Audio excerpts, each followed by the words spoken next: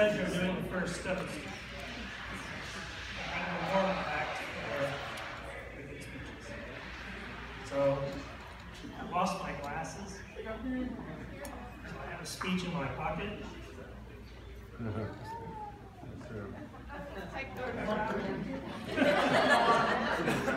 I'm going to try to wing it like I normally do. I got it from Agent. Yeah, I know.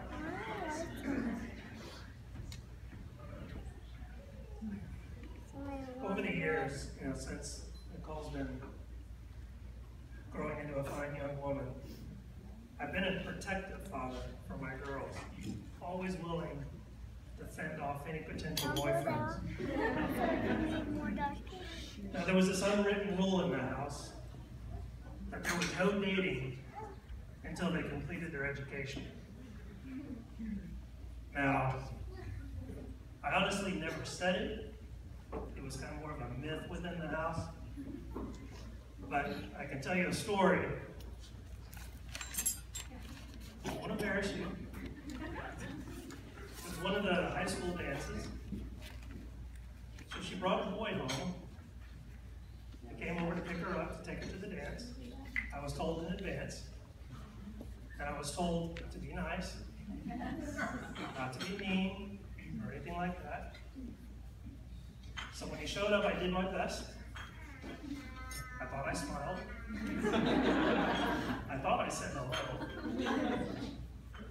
And later in that evening, when she got home, her mother and her came to me and said I was very hard on the young man, although I didn't really say anything to him. I thought I was just a bit over the top, just in the way I looked at it. And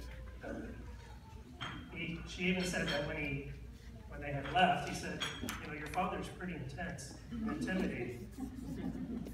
Well, needless to say, he never came back. So you're welcome, Eric.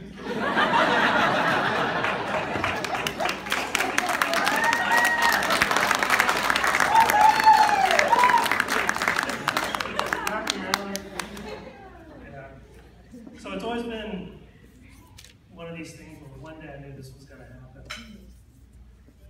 And Nicole came to me shortly after she graduated high school and said, Dad, Eric and I are going to start dating, but he's moving to Colorado. And I said, who? She goes, you know Eric? I go, the ukulele playing boy that you hang out with? She said, yeah, that's him. And I thought to myself, well, that's the perfect boyfriend. He's moving away. Well, they spent the next 4.5 years apart, going to different schools. And they were trying to find all kinds of ways to get together and see each other than Skype. I think she just lived on Skype for quite a while. Well, shortly after, we were transferred to England and moved to London. And my first thought was, we're on a little bit of interference on this. And I'm just going to bring the kids to London during the breaks. It makes it more difficult. But next thing I knew, I had another kid in the house. So I knew it was true love when Eric was spending money to travel around the world chasing after my daughter. So I knew that was going to be the one. And I'm not going to choke up. But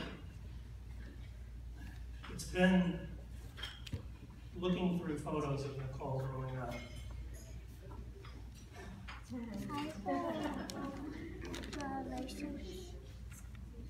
This crazy girl, full of life, always walking around singing, carrying a notepad and a pen, writing all kinds of little things down. Just this crazy, energetic little girl. And to watch her become this caring, loving, just wonderful woman, it just does her dad proud to see how she turned out. As parents, we don't get to choose or have control over who our kids pick as their friends or the choices that they make.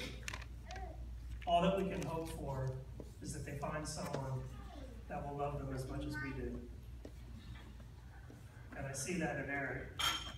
He's a wonderful young man. I know Tracy and Link are very proud of him, and they've done a wonderful job with him. And I couldn't have picked a better son-in-law.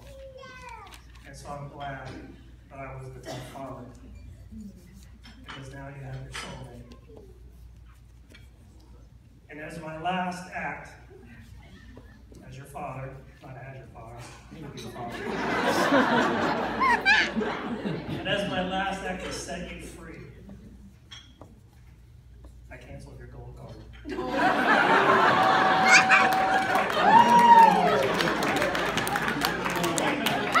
that in mind, I want you to all stand and raise your glasses